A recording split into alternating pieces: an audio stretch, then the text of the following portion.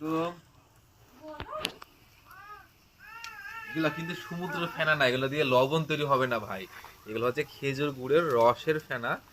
এগুলা ফেনাটা কেটে যাইতেছে। এগুলা কিন্তু মূলত দেখবেন যে আখের গুড়ে কিন্তু ফেনা হয়, খেজুর গুড়েও ফেনা হয়। এগুলা ফেনা যত কাটবে তত কিন্তু এগুলা বাষ্প হবে, ততই কিন্তু রসটা গাঢ় হবে। আর এগুলা ময়লা কেটে যাচ্ছে। যত রসটা জাল হবে ততই কিন্তু ভেতর থেকে ময়লাগুলো এভাবে ফেনা হয়ে বের হয়ে চলে আসবে। এভাবে প্রসেস চলতে থাকবে। অলমোস্ট আজকে 12টা পার হয়ে যাবে আমাদের আজকে গুড়টা তৈরি হতে।